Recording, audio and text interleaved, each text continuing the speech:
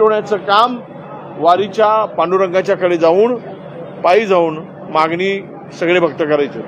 संत तुकोबा जरा पाचा म्हणा ज्यांच्या गाथा बुडवल्याचं सांगतात। संत श्रेष्ठ तुकोबा रायांनी ज्या विचारावर प्रहार केला त्यांनी अनिष्ट प्रथा परंपरेवर, भोंदूगिरीवर, अंधश्रद्धेवर तुकोबांच्या गाथा प्रसिद्ध आहेत। आणि आज ती वारी कुठल्या तरी राजकीय फायद्यासाठी त्या वारीचा उपयोग कोणी करायचा प्रयत्न करत असेल तर ते मी मानतो की दुर्दैव आहे। ज्याच्या हातात संविधान आहे तो देशाची इमानदार आहे, तो लोकशाहीशी इमानदार आहे, तो संविधानावर विश्वास ठेवतो, म्हणजे देशाच्या राष्ट्रीय एकात्मतेवर विश्वास ठेवतो, तो देशाच्या सार्वभौमावर त्याचा विश्वास आहे। आणि त्या व्यक्तीला जर अर्बन नक्षलाईट म्हणत असतील तर त्या विचाराला बाबासाहेब आंबेडकरांच्या या पवित्र अशा संविधानाला आणि ते वाटणाऱ्याला जर अर्बन नक्षलाईटची उपमा दिली जात असेल तर मला वाटतं की यांच्या दिवाळखोरीचे, यांच्या अकलेचे दिवाळे निघाले। यांना मला वाटतं हे जे विचार अशा पद्धतीने मांडले जातात, काय डेफिनेशन आहे अर्बन नक्षलाईटचा? कुठे महाराष्ट्रामध्ये अर्बन नक्षलाईट आहे? आणि जे कायदा अनुपात आहे, जनसुरक्षा, यातून हे काही या कायद्याचा उद्देशच आहे की सरकारच्या विरुद्ध, सरकारच्या भूमिकेच्या विरुद्ध सरकारने उभा धिंगाणा घातला तरी कोणी त्या विरुद्ध उभं राहू नये, कोणी लिहू नये, कोणी बोलू नये। आणि जर ते करत असेल तर ते सभागृहामध्ये ते बिल आल्यानंतर आम्ही मांडू। पण अद्याप तरी या राज्यामध्ये अर्बन नक्षलाईटचा विषय किंवा कोणी व्यक्ती सापडलाय आणि सापडल्यानंतर सजा झाली असा एक तरी व्यक्तीचं नाव सांगा, पुढे सापडलाय।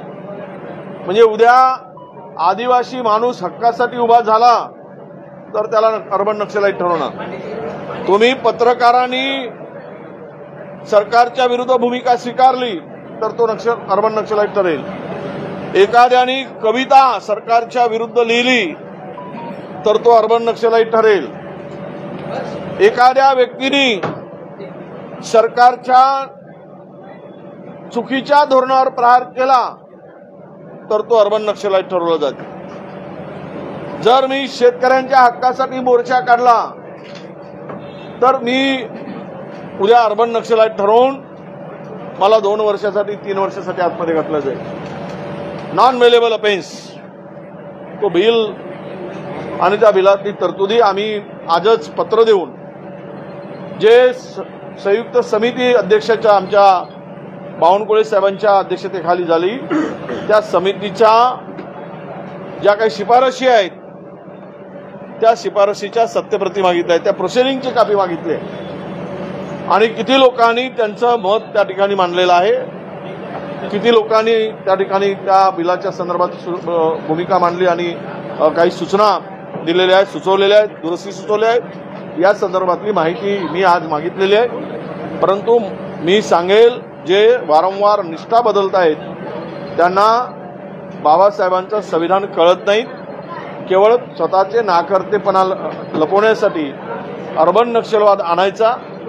आणि वारी म्हणजे काय, हे येण्याच्या पूर्वीची वारी आहे। यांचा विचार महाराष्ट्रात पुढे येण्याच्या पूर्वीपासून ही वारी आहे। ही वारी एकतेची, ही वारी मानवतेची, ही वारी माणुसकीची, ही वारी माणसाला माणसाशी जोडणारी आहे। म्हणून याला धार्मिक स्वरूप देऊन एखाद्याने संविधान वाटलं म्हणून त्याला अर्बन नक्षलाईट ठरवण्याचं पाप जर करत असतील तर त्यांना त्यांची अक्कल ही विकृत झाली आहे असं मी मानतो।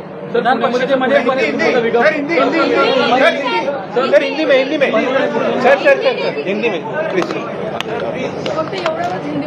हाँ थोड़ा सर, जिस तरीके से आरोप लग रहे हैं कि वारी के अंदर नहीं, अगर संविधान वारी के अंदर बांटा जाता है तो उसमें गलत क्या है? क्या वो अर्बन नक्सलाइट होता है? क्या डेफिनेशन है अर्बन नक्सलाइट का? ये पहले प्रूव करे, बताए कि अब अर्बन जो नक्सलवाद वो खत्म हो गया था, गढ़चिरौली जिले में था वो खत्म हो गया, छत्तीसगढ़ में भी कानून क्या था, वहां पे पूरे बिल में नक्सलवादी यही था, ये अर्बन नक्सलवाद कहीं नहीं था। वो जो ये कानून लाया गया था, ओडिशा में ये कानून लागू किया गया, पर वहां पे नक्सलवादी था, अर्बन नक्सल कहीं नहीं था। कौन अर्बन नक्सल झपटा गया और उसकी कितने ऊपर कार्रवाई हुई? महाराष्ट्र में कहां है अर्बन नक्सल? अगर कोई वारी में संविधान बढ़ता है, देश का संविधान जिसके ऊपर देश चलता है, देश के कानून चलता है, देश की व्यवस्था चलती है, देश की सरकारें बनाई जाती है, देश के हर तबके को संविधान से न्याय मिलता है, उस संविधान अगर किसी ने बांटा है तो अर्बन नक्सलाइट हो गया। तो क्या हमारे हाथ में हमने मनुस्मृति बांटना चाहिए? क्या बांटना चाहिए? ये मनीषा जी बताए हमको। ये जो बकवास जो होता है इस तरह का, ये केवल वारी के ऊपर वार नहीं है, इसको वारी को धर्मांधता में बांधकर खुद का पॉलिटिकल फायदा उठाने के लिए, राजकीय फायदा उठाने के लिए इस तरह का वक्तव्य उन्होंने किया है। क्योंकि वहां वारी के अंदर ये वारी इंसानियत की वारी है, ये वारी इंसान को इंसान से जोड़ने के लिए निकाली जाती है। संत श्रेष्ठ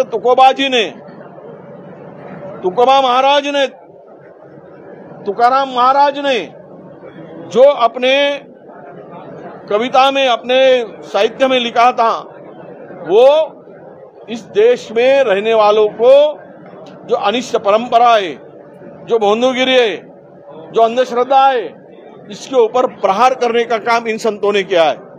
और इसीलिए जात पात धर्म भेद खत्म करके इंसान ने इंसान के साथ में चलकर देश को मजबूती देने के लिए भगवान की तरफ बढ़ने का काम इस वारी का उद्देश्य था। तो इनको गलत तरीके से पेश करके ये राजकीय फायदे के लिए लोगों को गुमराह करने के लिए इस तरह का बयान करते हैं, हम इसकी निंदा करते हैं। एक अबू आजमी कह रहे हैं कि कांग्रेस को युति धर्म निभाना नहीं आता। सर